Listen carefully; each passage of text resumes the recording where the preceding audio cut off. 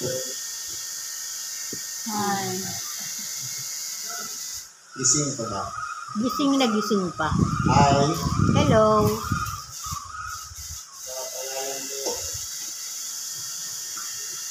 Sa pangalan po ng dakilang Panginoong Jesucristo, isang mapagpalang gabi sa bawat isa sa atin. Marahil po, kung titingnan natin, sa buhay ng sanlibutan, ang oras maiksi. Kaya nga, minsan sinasabi natin, wala akong time. Pagpunta ng mundo lang. Pero, kung aralin natin, pare-parehas tayo may 24 hours na kinakailangan i-manage natin. Halimbawa, linggo, meron tayong 24 hours i-manage natin para makapunta ng templo.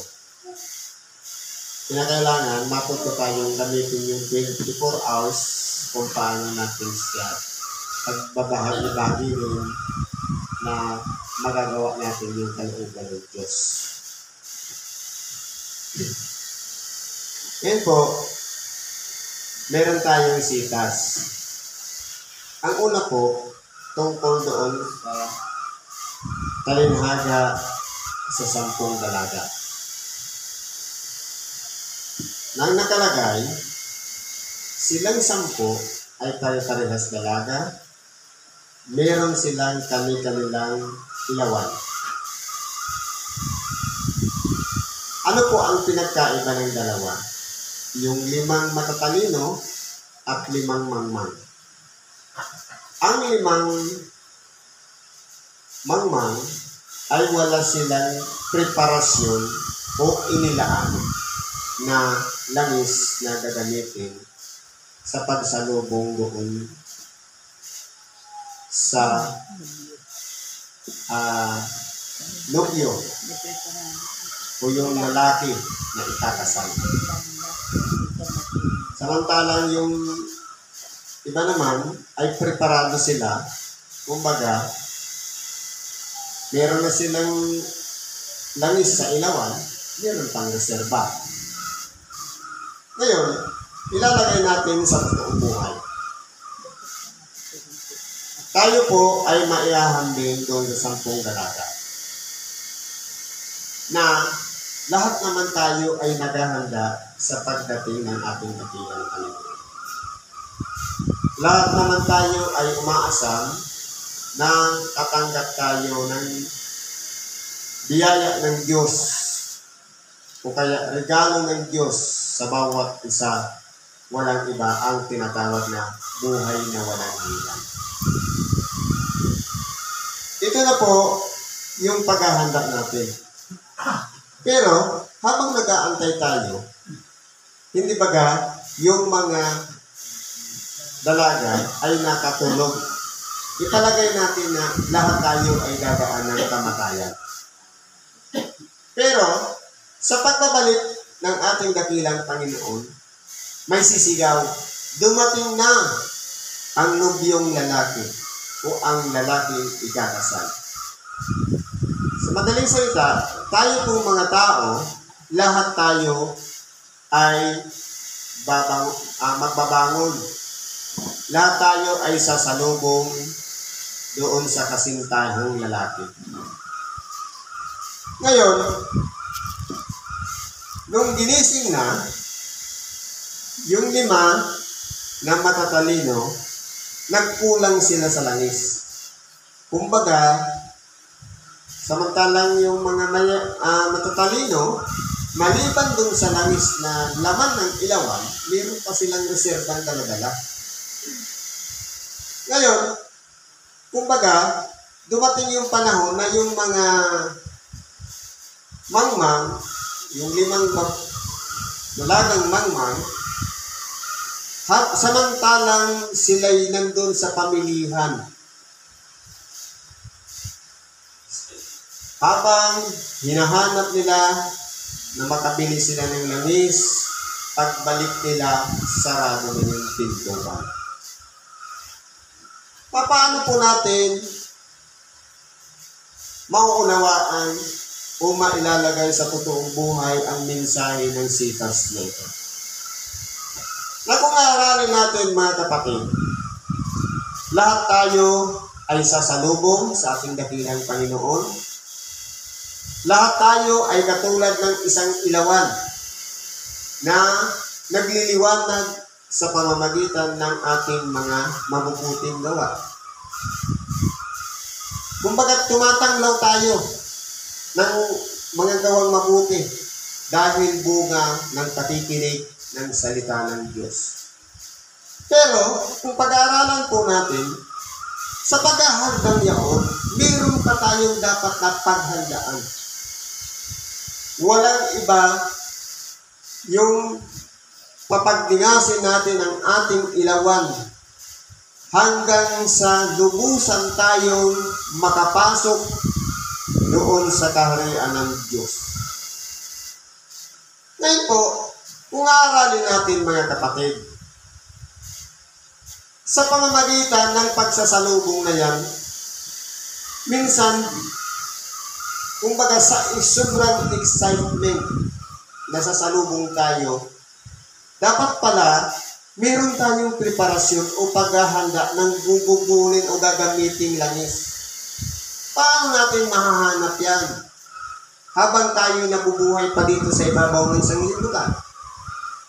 Wala pong iba na habang nandito tayo sa ibabaw ng sanglibutan, mula nang tanggapin natin sa ating sarili na tayo'y isubok natin ang ating mga buhay, humingi tayo ng tawad sa Kanya, napasakop tayo sa Kanya, at sumunod tayo sa kalooban ng Diyos, o kaya nag-surrender tayo. Ito na po yung pagkakataon para gamitin ng Diyos ang ating sarili upang magbunga sa pamamagitan ng mga mabubuting gawa. Kaya po, sa paggawa natin ng mga bagay, o pagtulong natin sa ating kapwa, nagbibigay tayo ng limos, ito ay mabuting gawa. Tumutulong tayo sa ating kapwa na walang katumbas na ganti para makabalik yung tulong na ibinigay sa atin o ibinigay natin para sa kanila. Kumbaga, ito na po yung tinatawag na kayamanan sa langit na ating iniimpok. Inuunti-unti natin yung mga gawang mabuti na ibinibigay natin sa ating kapwa. Nag-iipon na po tayo nito ng langis.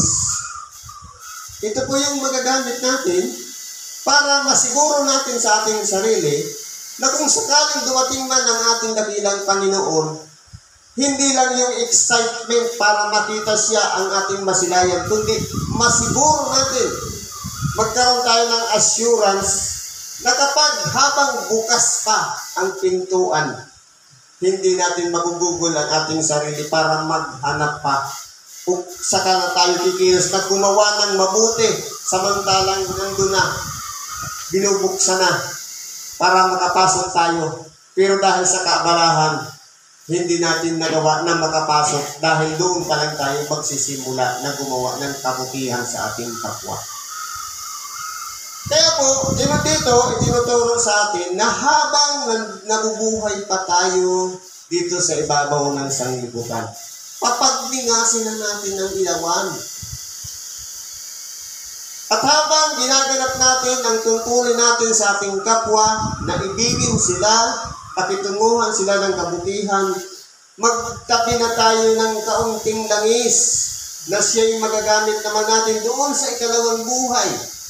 Walang iba yung bunga ng ating pananalig sa Diyos na sa pamamagitan ng ating paggawa ng kabutihan sa ating kapwa, nagdiningas tayo o nagliliwanag tayo tulad sa isang ilaw para sa kanila sa pamamagitan ng mga mabubuting gawa.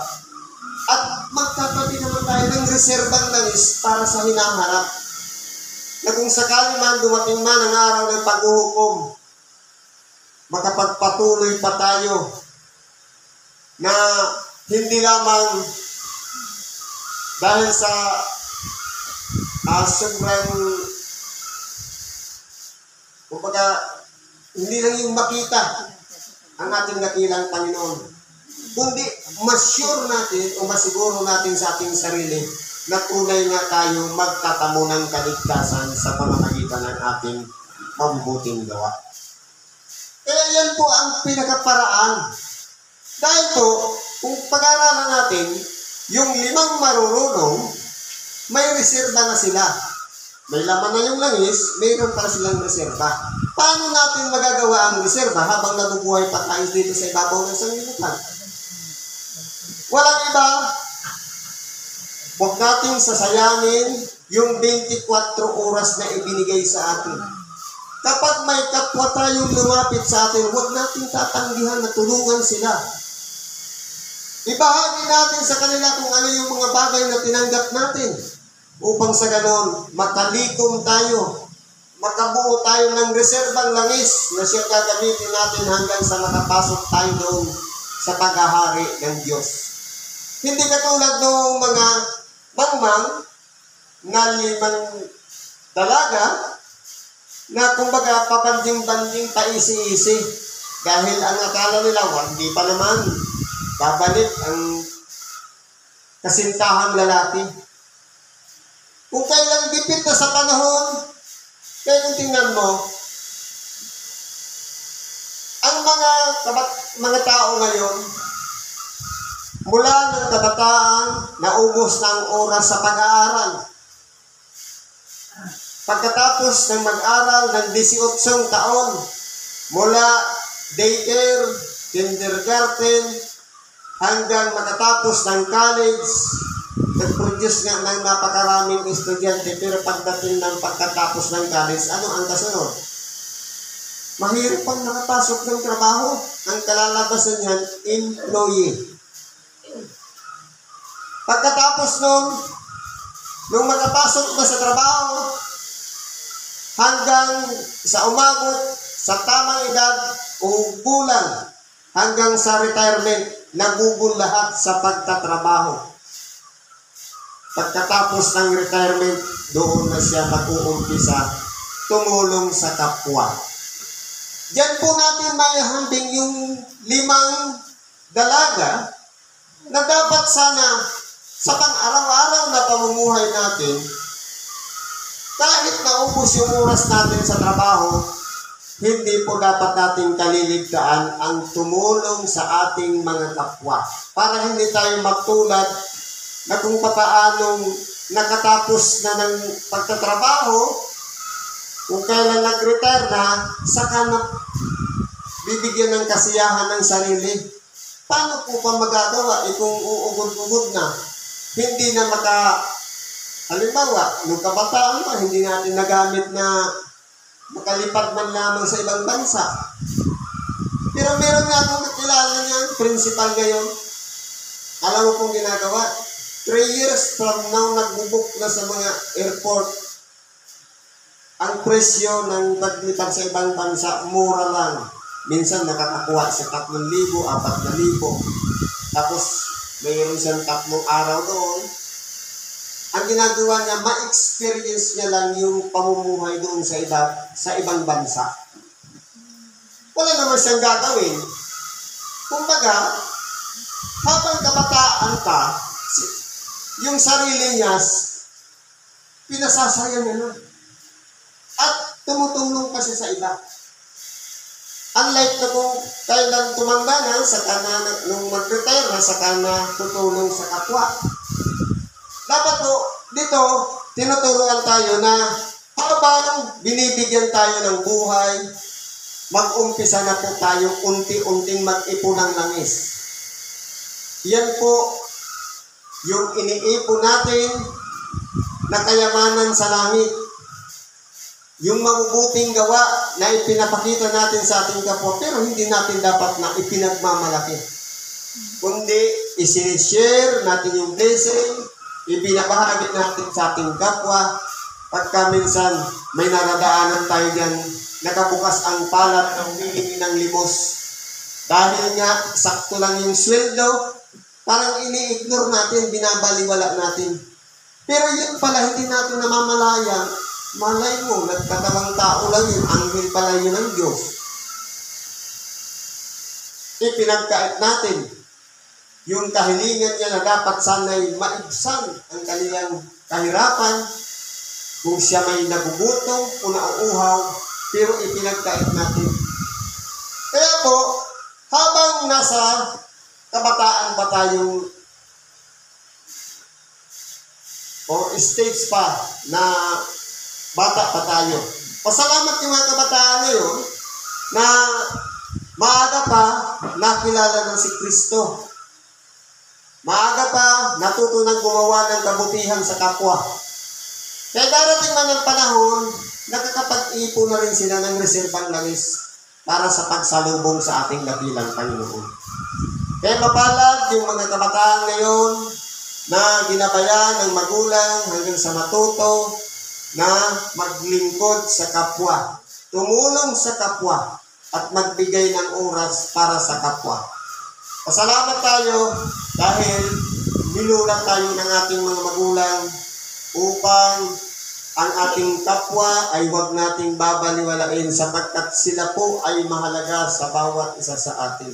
Dahil anumang ginawa natin sa ating kapwa, sabi ng ating dakilang Panginoon, ginawa ninyo sa atin. Kaya po, kung titingnan natin, dalawang bahagi lang ang kalagayan ng tao. Isa, yung pinasisiguro, yung sarili nila, at yung isa, walang pakialam sa paniniguro sa kanilang sarili. Kailangan i-sure natin sa ating sarili. Yung kaligtasan bang sinasabi natin, papunta pa talaga yung sa buhay na walang hanggan? O kaligtasan lang upang hindi tayo mapahamak sa pang-araw-araw? Kasi marami po ang sinasabing kaligtasan. Halimbawa, dadaan ka sa isang operasyon sa doktor, yung maisalba yung buhay natin, kaligtasan na po yun. Yung lumakad tayo, makabalik ulit tayo sa ating tahanan, kaligtasan din yun. Yung hindi tayo mapahamak sa ating mga pang-araw-araw, bagamat delikado ang ating trabaho, ang ating pang-araw-araw na pamumuhay, kaligtasan na po yun. Ang pinakamahalaga po dito, maniguro tayo doon sa tunay na kaligtasan na iyan ay tinanggap natin mula nang isuko natin ang ating mga sarili sa ating dakilang Panginoon at napasakop tayo sa Kanya. At sa pamamagitan po nun, yung pinag-aralan natin kanila, yung biyaya na minsan lamang dumating sa atin, niligtas tayo ng Diyos at binigyan tayo ng pagkakataong mabuhay, nakasama siya, na gumagawa na tayo ng kabutihan. Yun na yung mga bunga o resulta ng ating pagpapasakop sa Diyos, yung mga mabubuting gawa. Ito na po yung resulta na maaga tayong nag-stay, namulat, natuto, hinarap natin ng katotohanan, at nakipamayan tayo dito sa ibabaw ng lupa na sumasang-ayon-ayon sa kalooban ng Diyos na tumulong sa ating mga kapwa. Kaya po, kung titingnan natin, wala nang pagkakataon pa upang maghanap pa ng langis kung tayo'y nandoon na sa kabilang buhay. Kaya habang may buhay pa tayo, ito yung pagkakataon na gumawa tayo ng sarili nating gagamiting langis doon sa ikalawang buhay. Hindi yung kung kailan pagkatapos na mamatay, saka na magsisikap na gumawa ng kabutihan sa kapwa. Kundi habang tayo'y humihinga pa, nagpapatuloy pa ng buhay, gawin natin ang higit na nakabubuti na ayon sa kalooban ng Diyos, ang mahabag tayo sa ating kapwa at tulungan natin sila sa kanilang mga pagiging hikahos o mapagkailangan, sapagkat ito po yung langis na iniipon natin habang nabubuhay pa tayo dito sa ibabaw ng sanlibutan. Kaya po sabi dito sa ikalawang aralin, himayin po natin to.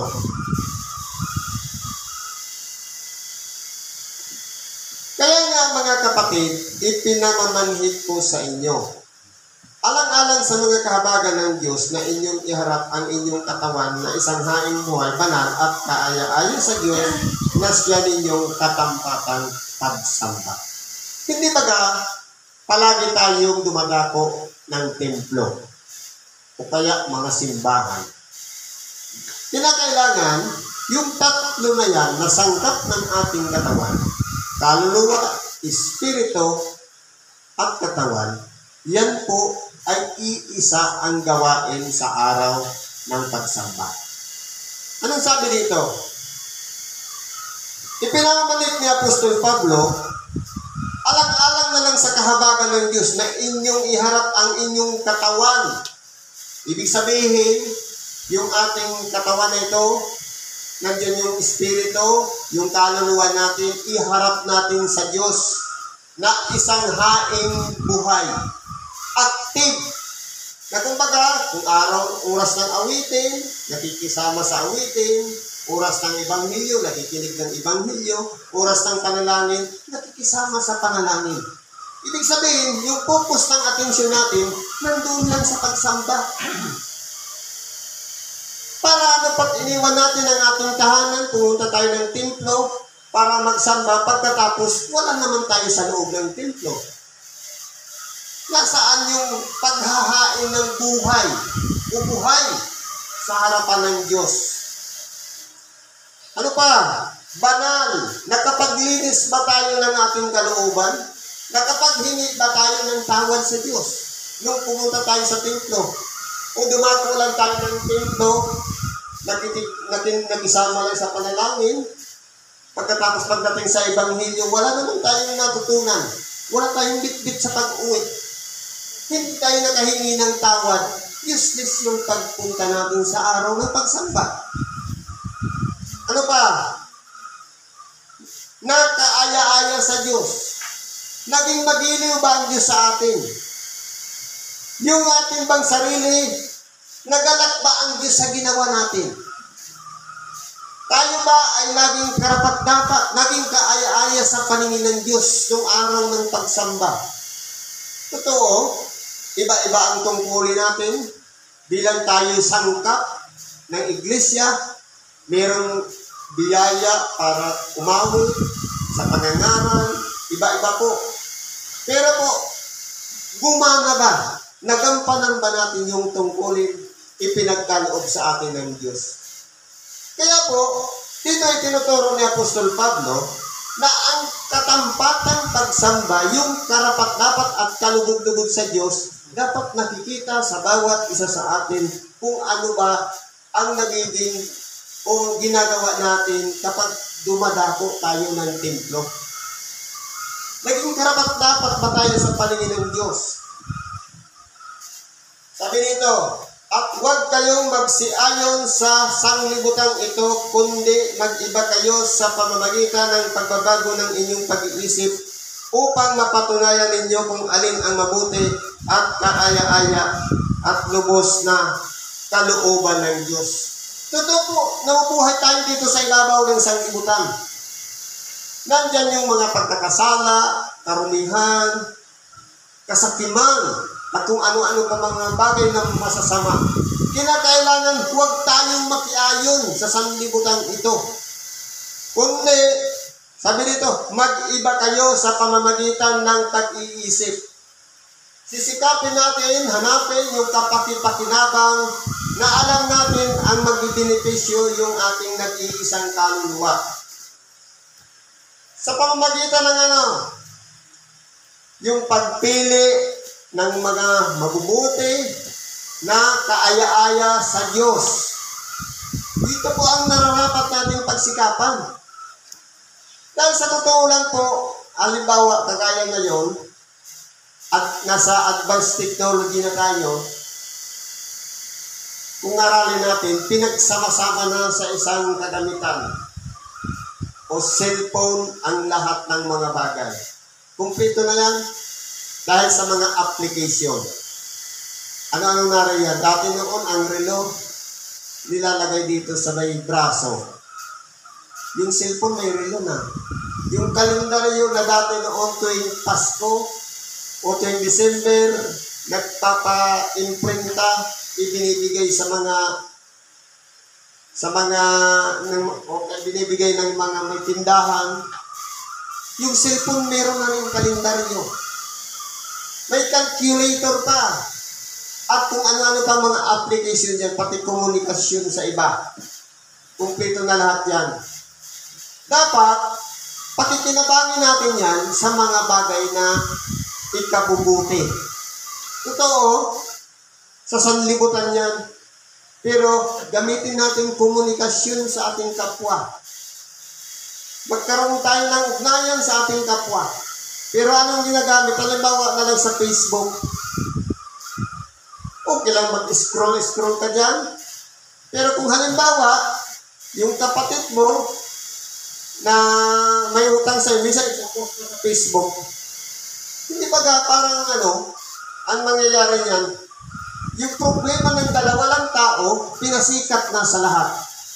Kaya po kung titingnan natin, dapat po pagpupusan natin yung ating sarili na dapat po kung ano lang yung mga mabubuti na ayon sa kalooban ng Diyos. Sabi niya, mag-iba kayo ng pag-iisip. Dapat po yung kapag-ipakinabang lang na alam natin kung yan ba ay ikabubuti o ikasisira ng ating mga sarili. Sabi nito, sapagkat sinasabi ko sa pamamagitan ng biyaya na sa akin ay binigay sa bawat tao sa inyo na huwag mag-isip sa kanyang sarili na totoong matayo kaysa nararapat niyang isipin. Kundi mag-isip na may kahinahungan ayon sa kasukatan ng pananampalataya na ibinigay ng Diyos sa bawat isa. Totoo po, meron tayong tinatawag na pananampalataya. Pero yung kasukatan noon, hindi po siya pare-parehas ng level. Kaya kung ano lang yung ipinagkaloob sa atin ng Diyos, ipagpasalamat na po natin yan. Sabi niya, kung ano lang yung level, huwag hihigit doon. Sabi niya, huwag mag-isip sa kanyang sarili na tuong matayog sa nararapat niyang isipin. Na ang level lang naman o sitwasyon niya, halimbawa, dito sa templo, member lang tayo, pero ang ginagawa natin, talo pa natin yung Pangulo, ibig sabihin yan, nag-iisip na tayo ng mas mataas na level na hindi naman mararapat na isipin. Kaya kung ano lang yung tungkulin natin, doon lang tayo lumugar. Yun lang po ang dapat natin gawin. Kahit yan po ay ipinahayag ni Apostol Pablo na siyang magiging gabay sa ating paglilingkod sa Diyos. Sabi po dito, sapagkat kung paanong sa isang katawan ay mayroon tayong maraming mga sangkap at ang lahat ng mga sangkap ay hindi pareho ang gawain. Totoo po. Halimbawa, dito sa grupo natin, iba ang tungkulin ng Pangulo, iba ang tungkulin ng tagapamahayan, iba man naman ang tungkulin ng Guardia Templo, iba naman ang tumutulong sa may karamdaman. Kaya po, kung halimbawa, hindi natin trabaho yung trabaho ng iba, igalang natin, irespeto natin yung iba. Magturingan tayong magkakapatid sapagkat tayo ay isang bahagi ng tinatawag na katawan na dapat pare-parehas tayo nagpapangsyon para lang gumana yung katawan. Ano ba po sabi dito? Ay gayon din tayo na marami ay isang katawan kay Kristo at mga sangkap na sama-sama sa isa't isa. Ibig sabihin yung ugnayan po ng bawat isa. Yan po ay interconnected. Nararamdaman yung pagmamahal ng isa sa isa. At yung pangangailangan ng isa na meron naman ng isang maitutulong, ipinabahagi sa isa. Ibig sabihin, lahat sila ay nagtuturingan, magkakapatid, nagtutuwang, o kaya nagbabahaginan ng kanilang sariling kalooban upang magkaroon lang ng pangsyon ang isang katawan. At yamang may mga kaloob na magkakaiba-iba, ayon sa biyaya na binigay sa atin. Kung hula, ay mga hula tayo ayon sa kasukatan ng ating pananampalataya. Halimbawa, kung tayo po, ang ibiyaya na ipinagkaloob sa atin ng hula, o kaya mangaral ng tinatawag na salita ng Diyos. kung hanggang saan ang antas ng ating pagkaunawa na ipinagkaloob sa atin ng Diyos, ibahagi natin yun. Na kung ang salita ng Diyos sa isang tao, mahirap siyang unawain kapag binabasa, lalong-lalo na yung version ng Biblia. Halimbawa, itong binabasa natin, King James Version. Doon sa mga tao na hindi naman palabasa ng kasulatan, mahirap po siyang unawain. Kaya po, kung ang kasulatan ng tagapagpaliwanag ng salita ng Diyos, kaya niyang himay-himayin upang sa ganun, ang salita ng Diyos para yung pagkain na kumbaga, halimbawa, ang menu ngayon manok. Alam natin kung paano siya lulutuin, kung paano siya palalambutin, at kung paano siya ihahain, na kumbaga, yung tatanggap ng salita ng Diyos, wala na siyang ibang gagawin, kundi ngunguyain na lang, tinanggalan na ng buto. Kumbaga, hindi na mahirap lunukin yung aral na ipinapahayag sapagkat kumbaga, ipinaliwanag na sa magaan na mga ginagamit na pangungusap o mga termino upang madali po siyang ma-absorb ng ating mga tainga. Maidaling maikintal sa ating pag-iisip at maisulat yan sa ating mga puso. Yun ang magiging pinagkakautosan natin sa ating pang-araw-araw na pamumuhay. Ano pang sabi dito? O kung ministeryo ay gamitin natin ang ating sarili sa ating ministeryo o ang nagtuturo ay sa kanyang pagtuturo. Halimbawa, ang tungkulin lang natin ordinary member. May pangsyon pa rin siya. Yan ang ministeryo natin. Yan ang nakatakda sa atin.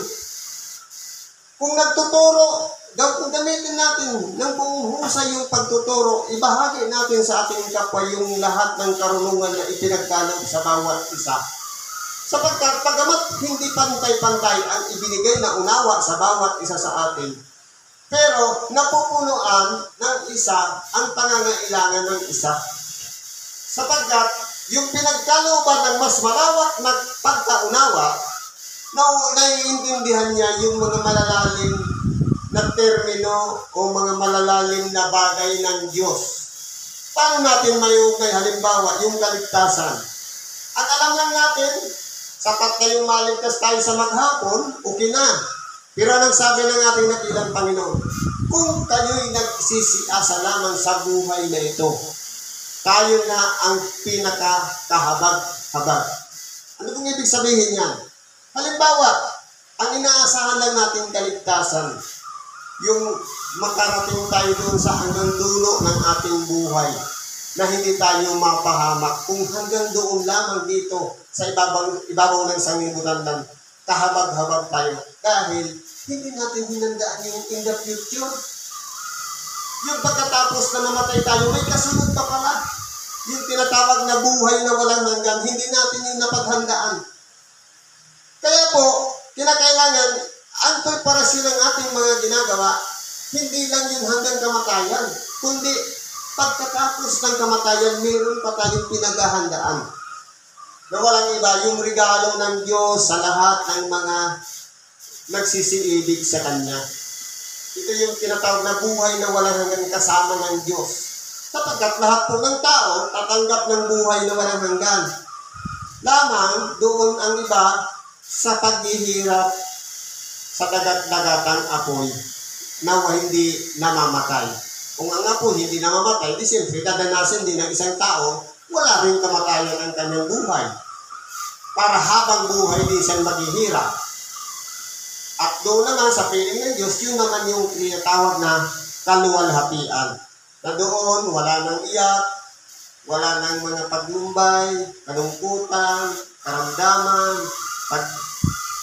hinagpis, o mga ano-ano pa bang bagay na nararanasan natin sa mga oras na ito. Hindi na tayo doon naantukin, hindi na tayo doon magkakaroon ng karamdaman o kabigatan man sa buhay, sapagkat Diyos na mismo ang papawi ng mga luha ng bawat isa sa atin. Kaya po, kung saan yung tungkulin na ipinagkaloob sa atin. Kung ministeryo, gampanan natin yung ministeryo. Ano ba, ordinary member, tagahawak ka lang ng bandera. O kaya, kahit na tagaligpit ka lang dyan o tagaluto, okay na yan.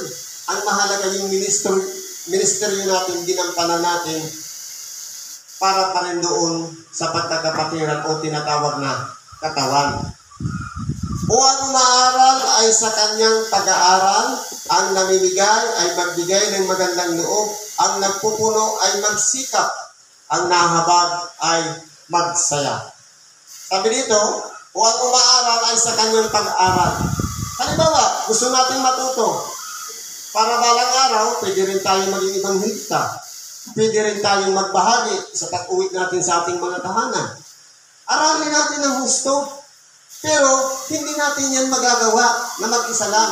Kinakailangan natin ng Espiritu Santo sapagkat ang pinag-aaralan natin ay walang hanggan. Ang salita ng Diyos ay walang hanggan. Kaya ang kailangan natin yan, yung patnubay din ng Espiritong walang hanggan. Yung Espiritu Santo. Kaya, kapag kasama natin siya, makapag-aaral tayo ng tunay. Sabi nito, ang namimigay ay magbigay na may magandang loob. Halimbawa, kagaya nito, ang kaya lang natin gawin maghulog yan, dapat po maganda yung loob na nagbibigay kayo, hindi yung napipilitan. Kasi po, kaya tayo nagbibigay dito para sa kaganda o mapaganda yung templo. Magkaroon ng pagsulong. Kumbaga, halimbawa, hindi tayo satisfied na ganyan lang yung kalagayan ng templo. Baka in the future, malay natin, magkabuo tayo ng isang templong konkreto dahil lamang sa pagbibigay. Ano pang sabi dito? Ang nagpupuno ay magsikap. Halimbawa, leader tayo. Kinakailangan, yung pagganap natin, may pagsisikap kung ano ba yung improvement na ikasutulong ikakaganda ng grupo. Kung ano ba ang direksyon ng nitong templong ito. Para saan ba? Malay mo, meron palang plano na makatulong din sa mga taong nasa labas. Hindi lang para sa ikalago ng templo. Hindi, nagbigay pa ng mga donasyon sa labas at nakatulong sa kanila. Kaya po, may pagsisikap po dapat ang nangunguna sa templo. Sabi, ang nahahabag ay magsaya. Totoo po, lahat naman siguro tayong mahabagin. Pero kinakailangan may kasayahan yung paghabag natin sa kapwa. Hindi yung pakitang tao lang yung habag na parang ginagawa natin na nahabag lang tayo sa kapwa kapag may taong nanonood sa atin. Kundi dapat may kasayahan. Mula sa puso yung ating mga ginagawa. Sabi dito, sa panghuli, ang pag-ibig ay maging walang pagpapaimbabaw. Ito po, ang pag-ibig ay isa na yung kabuuan ng kautusan. Sapagkat sinasabi nung una, ibigin mo sa unang 4 na 10 kautusan, ibigin mo ang Panginoon mong Diyos ng buong puso, buong lakas, ng buong pag-iisip at ng buong kaluluwa. At ang huling 6 na kautusan, ibigin mo ang iyong kapwa katulad ng iyong sarili. Na dapat lang yan ay ginaganap natin, wala pong halong kaplastikan o pagpapaimbabaw. Na kumbaga, mabuti lang tayo sa harap, pagtalikod, naninira naman tayo sa ating kapwa. Dapat po, magpakatotoo po tayo sa ating kapwa. Umarap man o tumalikod, pantay ang pagtingin natin sa ating kapwa. Sabi dito, kaputan ninyo ang masama, makisanib kayo sa mabuti. Hindi naman ibig sabihin na dito magkaroon ng dalawang bahagi. Mabuti kami, kayo ang masama. Kundi, pagtulong-tulungan natin na hanapin yung mabuti, doon tayo sumanib. At yung masama ay kapuutan natin. Ayaw natin maging masama tayo. Siyempre, ayaw din natin yung kapwa natin mapasama. Kaya, tulungan tayo, magturigan magkakapatid, magpahalagaan sa bawat isa upang maabot natin kung ano ang nais ng Diyos na kung saan ang direksyon ng ating samahan na ito upang tayong lahat na subok, nakaharap sa Diyos na tayo'y tatanggap pare-parehas ng buhay na walang hanggan at doon ang direksyon natin sa kanyang kaluwalhatian. Siguro po, hanggang dyan na lang ang pakikibahagi natin sa oras ito. Salamat po sa Diyos at anuman po ang ating mga kahilingan sa Diyos, ipagkatiwala natin sa Kanya at ipagkakalog niya sa pamamagitan ng ating pananalig o pananampalataya ang lahat ng mga bagay ayon sa Kanyang kalooban. Salamat at isang mapagpalang gabi sa bawat isa. Hindi po. Mapalad ngayong araw na ito sa ating pagsama-sama na Diyos amang maawain kaligayahang walang maliw sambahin natin walang hangganan ang Diyos Ama sa kalangitan sa Kanya tayo'y pasalamat nang tumanggap siya sa atin ang ligaya. Dakilang Espiritu Santo, ilaw ka, liwanag sa tao, ilawan nawa ang puso ko, upang kami amay malayo sa'yo, pagmamahal mo naway lubusin, pagkat ikaw ang Ama namin, pananalig namin iyong dinggin,